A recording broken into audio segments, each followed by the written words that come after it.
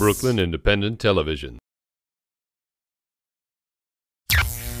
We led off the show with Brooklyn's Gay Wedding Expo. One key niche market that was represented was for bridal accessories, everything from bouquets, garters, to shoes, veils, and of course, hats. Sector B's Sherry Carabin visited one of the city's leading milliners who lives and works in Windsor Terrace. I'm going to hand manipulate my crown. They say there's a season for everything, and Brooklyn hat milliner Guy Carson believes that principle applies to hats as well. I'm all about form follows function. I think a winter hat should be soft and beautiful and like butter on your head. You should be able to roll it up like Garbo, rolling up a cloche and pulling it on. My derby hats are just the opposite end of the spectrum. You know, they're much bigger. They tell a story. They're sort of like little illustrations in themselves. For a long time, he made costume masks in Manhattan, but about 12 years ago, he started Hats by Guy.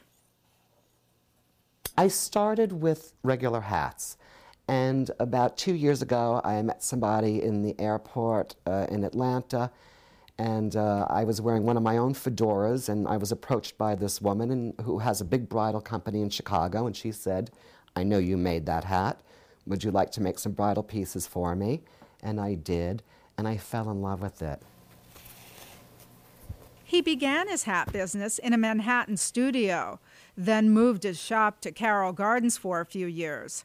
After he lost his lease, he set up shop inside his Windsor Terrace home, where he spends his days and sometimes his nights crafting his creations. I do a lot of the work everywhere. Usually, this place looks good now, but usually it just looks like the Mad Hatter shop.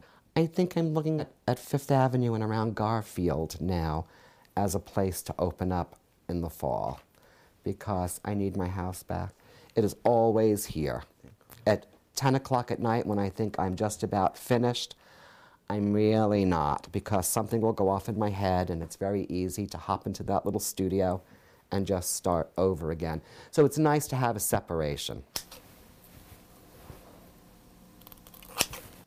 To say that his hats are unique is an understatement. I have brides that like to shake it up a little bit. I don't have the tiara brides. So it's all about custom, it's all about specialty. A store that sells a $300 gown is not going to necessarily buy my headpieces. They start at, they're a little pricey, they start at about $500, but I'm always willing to work with a bride and a budget. Bridal designs are far from his only product line. This is my biggest selling hat in the wintertime. Women love it. Can I put this on your head without any, Yeah, why not? Okay. Yeah, you look gorgeous in this hat. You don't realize how gorgeous you look because you don't see yourself in the hat. Right now, he wholesales to about 30 stores across the country. In New York City, you can find his hats on display at the Hat Shop on Thompson Street and the 5th floor of Saks Fifth Avenue's bridal department. If I'm a bride and I go to the 5th floor of Saks Fifth Avenue and I don't like what I see and I want you to make me something specific, will you do it? That's my favorite customer, yeah. You know, I have families that come and I make hats for the whole family.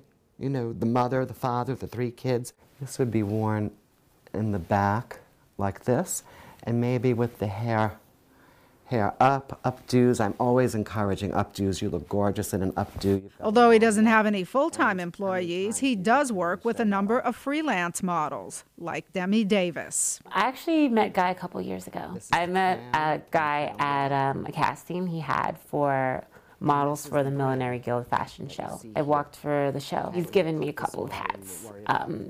So the ones he gives me, I wear. I think my favorites are the big ones, just because they're statement pieces.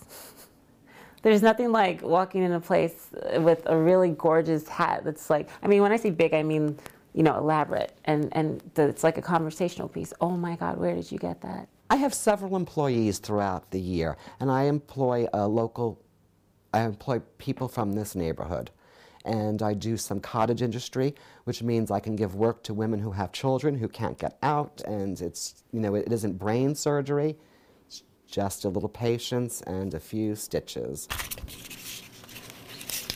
I also try to work with some sort of consciousness on leaving the smallest footprint I can leave. I don't use a lot of commercial equipment anymore. Almost everything I make is by hand. This is a two-piece Mad Hatter. Love it. The bulk of his hats are designed for women, but he does make some for men, many of which he sells to musicians in Detroit. This is my #1 Detroit hat. All the musicians in Detroit are wearing this little hat. Carson has a website where he showcases some of his designs, but you can't actually buy one that way. It's very hard to sell a hat on the internet, and I can't at this point accommodate too much. I could only make what I can make. How many hats do you make a year? I make a couple of hundred hats a year. He says the recession hasn't hurt him. In fact, he's actually gotten busier over the years. However, this warm weather is causing fewer people to purchase his winter hats. For now, he plans to stay small and keep exploring his creative side. Because I do things small and I keep control over things, I can sort of customize hats for different regions of the country and for different stores and for different markets. And out of this ribbon came the hat. Your inspiration. The ribbon came first and then the hat. This is Sherry Carabin reporting for Sector B. And this is a show-stopping. Download this program's podcast on iTunes. Keywords Brooklyn Independent Television.